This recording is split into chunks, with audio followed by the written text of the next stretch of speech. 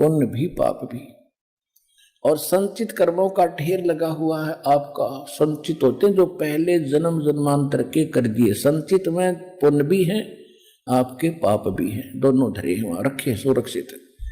अच्छा, जब आपको कभी मानव शरीर मिलता है तो एवरेज निकाली जाती है। जैसे आपके 10,000 पाप कर्म है और पुण्य है 500, तो 10% तो उसका ले लिया पुण्यों का, यानी रेशो बना ली, 50% ले लिया पुण्यों से और 50 ले लिया पापों से।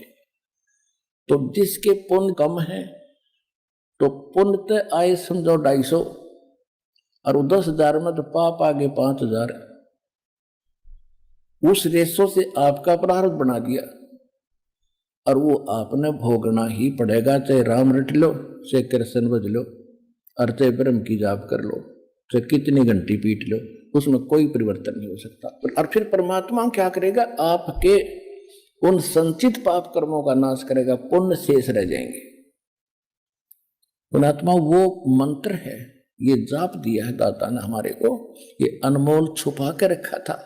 धर्मदास मेरी लाख दुहाई, ये सार शब्द कई बार न जाई। सार शब्द बाहर जो पढ़ी, ये बिचली पीढ़ी हंस न तेरी। सार शब्द तुम तब तक छुपाई, जब तक द्वादश पंथ न मिट जाई। परमात्मा कहते हैं, धर्मदास जी से कहा था कि सतनाम और सारनाम इनको अभी छुपा के रखना। सतनाम को तो मालिक ने थोड़ा बहुत कई महापुरुषों को दे दिया था, जैसे गरीबदास साहिब जी को, आदरणीय गरीबदास साहिब जी को, आदरणीय गीसा दास साहिब जी को, आदरणीय नानक साहिब जी को, और आदरणीय मुल्कदास साहिब जी को, आदरणीय धर्मदास साहिब जी को। इन सब महापुरुषों को मालिक ने सतनाम तो दे दिया था, सार शब्द फिर भी गुप्त रखवा दिया था। और परमात्मा क्या कहते हैं, सो हम शब्द हम जग में लाए, सार शब्द हम गुप्त छुपाए।